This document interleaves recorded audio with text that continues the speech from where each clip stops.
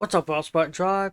This is RoyalSpartan125, back for yet another great reaction. Okay, this is 3 Christmas horror stories by Llama Arts. Don't know what to expect from this one. I just thought somebody last year asked for like more scary stories and stuff. I agree, it's good to get into like scary Christmas themed stuff too. I did a nice Christmassy one, so I thought I'll do a scary Christmassy one. Or at least a horror themed one anyway.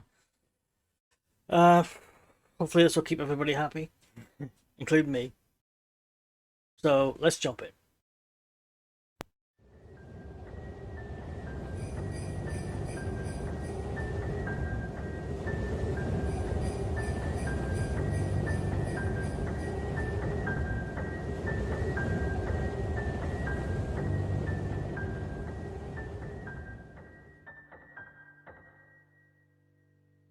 Last year on Christmas Eve, I was working late.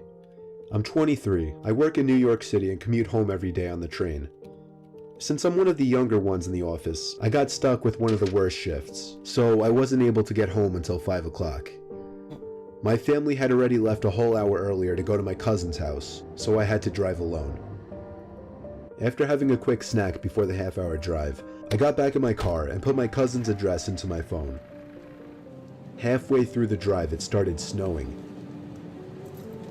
I got to my cousin's house around 6 o'clock. It was snowing heavily by this point, and I just made it in time to catch everyone starting dinner. I brought all of my gifts inside and cheerfully said hey to everyone. I stayed until around 11 o'clock. The rest of my family left a little sooner. I stayed an extra half hour or so just to hang out before leaving myself. By the time I was leaving, the ground had accumulated at least 2 feet of snow, and it wasn't even done snowing. The drive home was nightmarish. The roads were hardly even plowed, and I had to drive under 20 miles per hour on most roads. Okay, I think everybody, most people can agree that seeing snow on the ground and on the houses and all is beautiful. It is. But driving in it is an absolute nightmare. I hate driving in snow. Horrible. The roads were completely dead at this point though, most likely because everyone was smart enough to go home before the snow accumulated. Eventually I turned onto a main road that I'm sure would usually be bustling, but at 11:15 on Christmas Eve night, there wasn't a single car or a single light from the store. It was a ghost town. But then I did notice the flashing taillights of one car. It was parked on the side of the road, and the smoke seeping out from its exhaust with the taillights giving it a red tint. As I got closer, I realized there was somebody next to the car waving their hand in the air. I assumed something was wrong and they needed help. No. I know it's Christmas. I know it's Christmas Eve. I know this person seems like they need help. No. No. I don't pull over to help people. I don't. Ever. Sorry. There was a time when people did stuff like that, yes. But not now. No. No, no, no, no, no, no. So, me being the good Samaritan I am, I pulled up behind the car. When I opened my door, the guy approached me immediately, barely even giving me time to step out. He was an average-sized man, probably 5'10", 180 pounds. He spoke in a very demanding voice, asking me if I know anything about fixing an engine. I told him I didn't know much about cars. The guy responded very quickly to everything I said. He told me it's fine. He went inside of his car for a second, popped open his trunk, came back out and told me to just wait by the trunk for a second. I had no idea what he wanted me to do. I was really confused. He walked over to the front of his car, and I heard him open the hood. I couldn't see anything he was doing since the trunk was blocking my view, and the loud wind of the snowstorm overpowered any small noises he might have been making. I put my hand on the back of the car and leaned my body in anticipation, when suddenly I heard 3 or 4 quick and aggressive footsteps in the snow behind me before I was pushed into the trunk. The man tried to close the trunk on me, but I kicked my feet up in resistance and held it up. Okay, this doesn't make sense. You heard footsteps behind him? But at some point the guy's gonna have to get in front of him, right? Unless it was so quick that he just didn't really notice. He didn't see it until it was too late. I was able to overpower him and kick the trunk open completely. As I took advantage of the few seconds I had to get out of the trunk, I took out my keys. He tried to grab me now, and I dug my house key right into his neck. He fell to his knees and his scream echoed down the deserted street. I was in my car and halfway down the road before he could even get up from his knees.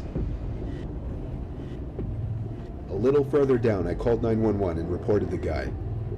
I came back in 10 minutes to find blue and red lights illuminating the windows of the deserted stores. The police held him until the ambulance arrived for him.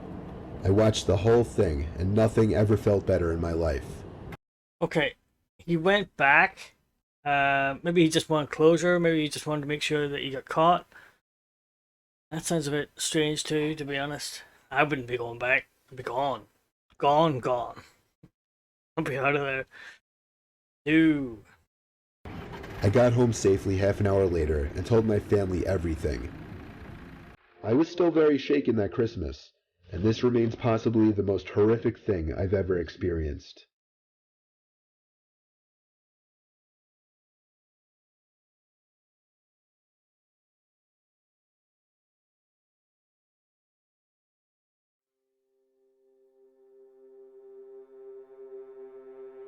It was November of 2006.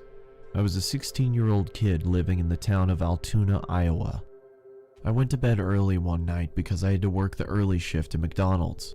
As I slept, I had a dream that I was running through downtown Des Moines, but I wasn't on a jog. I was running from something. As I ran around the corner of a building, I came face to face with my pursuer. A tall man wearing a trench coat and a top hat stood in front of me. The only thing visible of his face was his eyes. They were abnormally large with black pupils, and it looked at me as if it wanted something.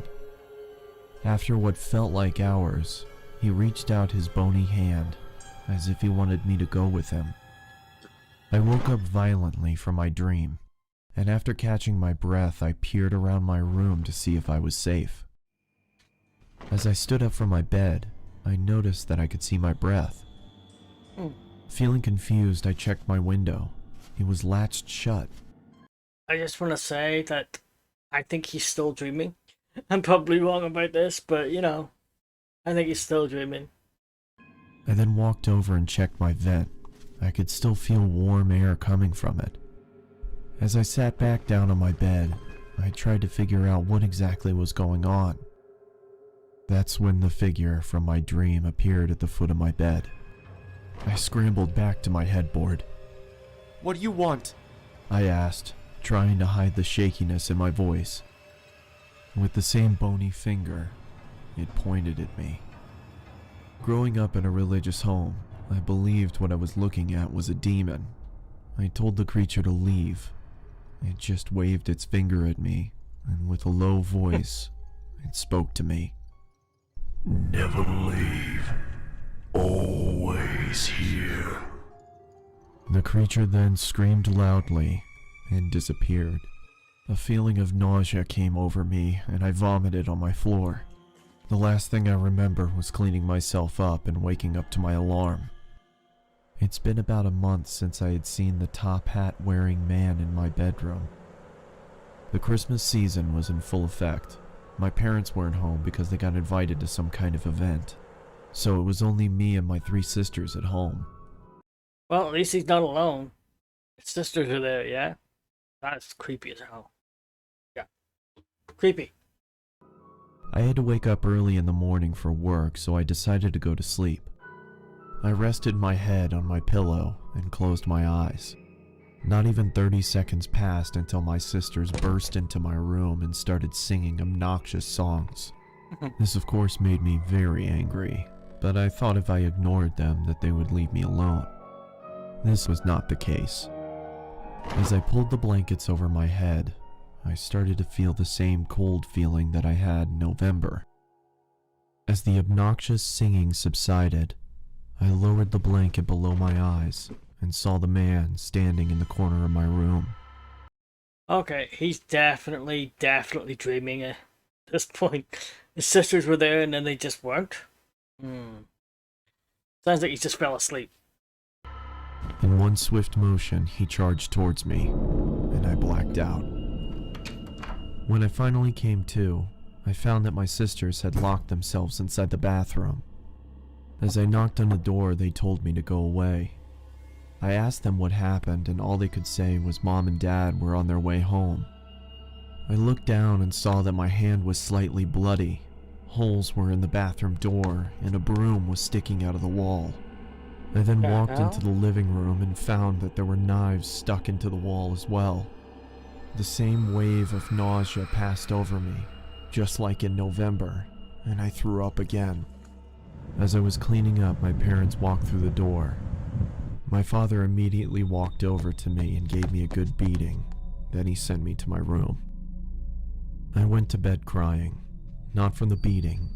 I was crying because of the confusion. I had no idea what was going on. Okay.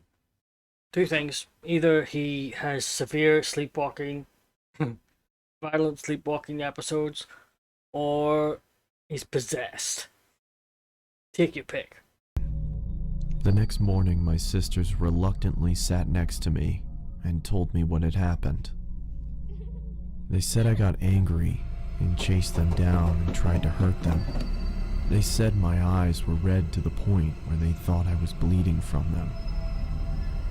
They said I sounded like a different person. In 2011, that was the last time I saw the top hat wearing man. I just moved into a new apartment, and after a long, stressful day of unpacking, I took a shower and got ready for bed. As I started to drift off, I could feel that cold feeling again. I lifted my head and saw the man standing in front of me. The man's eyes were red now. With a low voice, just like on that November night, it looked at me and said, Never leave. Always here. Okay, possession is it? It is then. No. I think it's good that he moved out. Yep. I don't think his family will put up with him anymore, to be honest. I like to think it's all in his head. Something that could be maybe cured or help with like medication or something, you know? I don't know.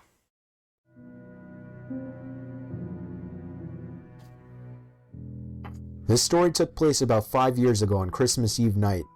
It was around 1 in the morning, and I had just finished placing presents under the tree. I went upstairs to brush up and everything, then came back downstairs to the kitchen to get a glass of water before bed. My son Jake, who was 4 at the time, was standing by the stairs leading to the basement. I asked him what he was doing up so late. He pointed down the stairs and said, "Santa." I picked him up and carried him back to his room. She didn't check? She didn't. Her son saw someone in the basement who reminded him of Santa, and she didn't check.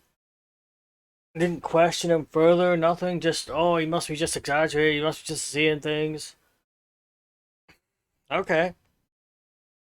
Okay. I took a glass of water and went to bed. I woke up around an hour later to my son running down the hall outside my room. I sighed and got out of bed. As I was going down the stairs, I saw Jake by the tree looking at presents. Then he ran past me into the basement stairs again.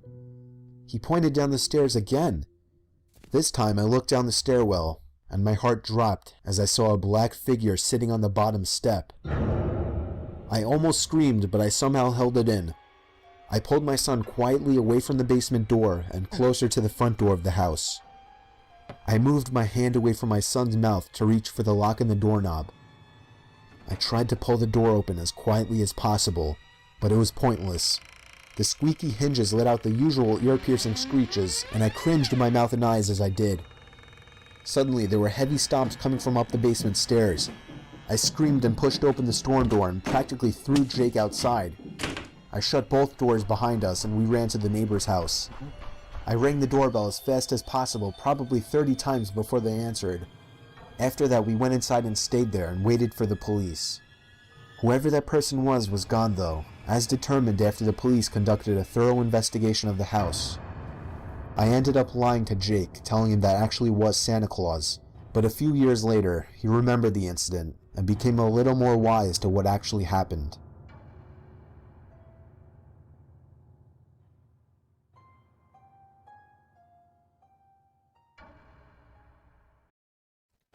So that is the end of the video.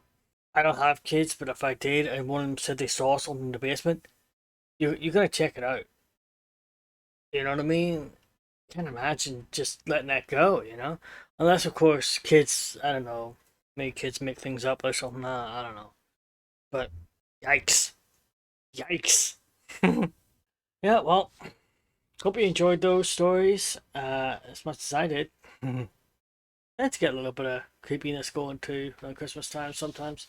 As well as all the good stuff, you know, good feeling stuff and all that, you know. There will be more coming, of course. And I'll have to get some movies done for my other channel. I'll be doing Krampus probably, which is another scary one. Christmassy themed scary thing. And I'll probably maybe do like a Christmas movie as well. Just an average Christmas movie. Until next time, I am out of here.